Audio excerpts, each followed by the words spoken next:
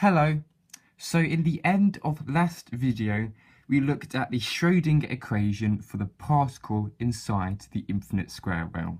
Okay, we found that the potential energy is 0, and from there we found a differential equation, okay, which follows the same form as the differential equation for a harmonic oscillator.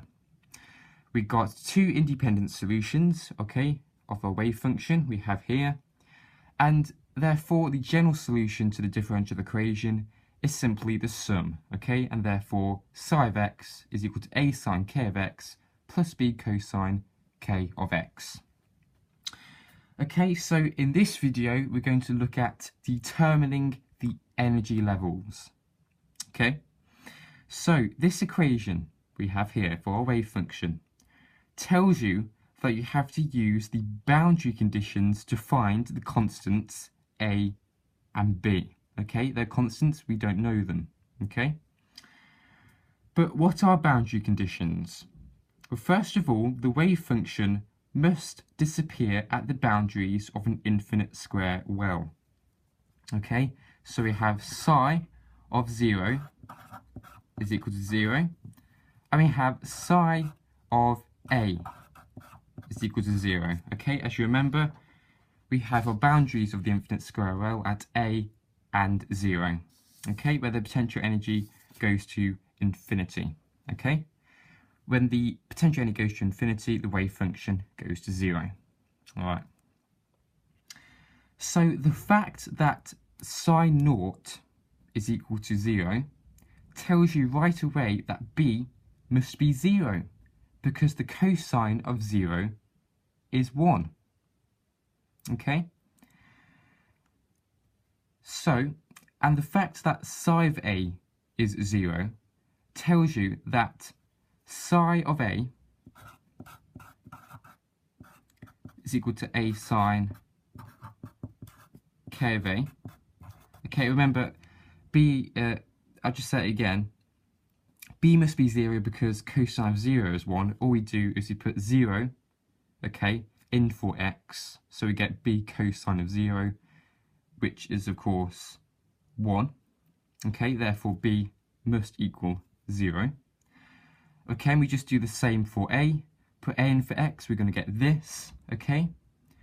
And the fact that this is equal to 0, okay, so that's equal to 0, yeah? Just from this equation here. Okay, because the sign is 0 when its argument is a multiple of pi. Okay, so the sine of 2 pi is 0, the sine of 4 pi is 0, okay? The sine of any multiple of pi is 0. Therefore, what we can say is that Ka is equal to n pi, okay? Where n goes from 1, 2, 3, and so on. Okay, brilliant. So we found that b must be 0, and we found that Ka must equal n pi, which is a multiple of pi, okay, because psi of a is equal to 0. Okay, hope that makes sense. All right, pause the video just to go over that one more time. Right, very simple. So note that although n equals 0 is technically a solution, okay, it yields psi x equals 0 for all x, which is not normalizable. So it's not a physical solution, so we can't have n equals 0. The physical solutions begin with n equals 1. All right? The equation can also be written as this. Simply rearrange it. K is equal to n pi divided by a. Okay? From n equals 1, 2, and 3. And because we know from the first video that k squared, okay, is equal to, yeah, that's right, it was 2me divided by h bar squared. Okay, you have the following equation where n equals 1, 2, and 3. Those are the allowed energy states, okay? These are the allowed energy states, okay, for the particle. These are quantized states, okay, corresponding to the quantum numbers 1, 2, and 3. Okay, quantized states. So therefore, what we can do is relate these two equations, okay, and we're going to get this. We're going to have 2me divided by h bar squared is going to equal just square k, okay? We're going to get n squared pi squared divided by a squared. Alright, just square k. So, simply rearranging for E, we're going to get this. Alright, which we also found in the first video. We've now derived it. We have the energy for the quantized states.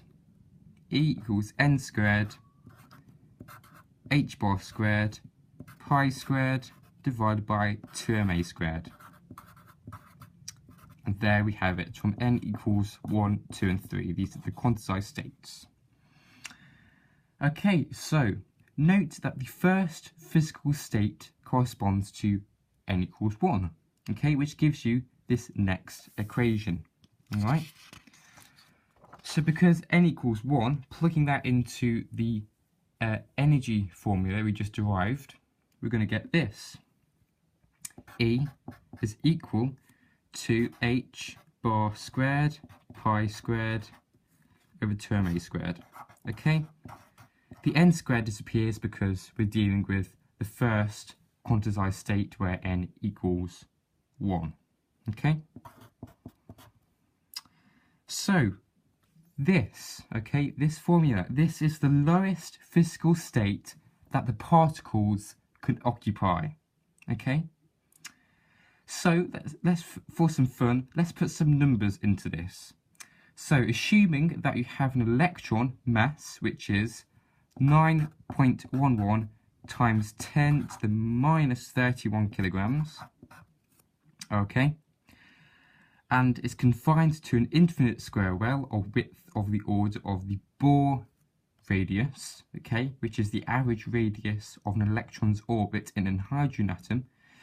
So let's say A is therefore equal to 3 times 10 to the minus 10 meters. Okay? So therefore, this gives you the energy, okay, for the ground state. Okay, so if you plug these numbers in, we find that the energy for the ground state, n equals 1, comes out as 6.69 times 10 to the minus 18 joules. Alright, that is the energy of the ground state. Okay, for n equals 1. Brilliant. So I think we're almost finished. So that's a very small number. Okay, this is about 4.2 electron volts. Okay. Okay, electron volt again is the amount of energy one electron gains falling through 1 volt. Alright. Even so, it's already on the order of the energy of the ground state of an electron in the ground state of a hydrogen atom, okay, which is about 13.6 electron volts. So you can say you're certainly in the right quantum physics ballpark now. Okay. So, in the next video, we're going to look at normalizing the wave function, okay? By doing that, we're going to find the value of A in our wave function, okay? Remember, B was 0, but we don't know what A is, okay? So we're going to use our boundary conditions, okay? And that's what we're going to do in the next video. We're going to normalize the wave function, and then finally, we're going to finish off by adding time dependence to the wave function. Alright, I'll see you in the next video.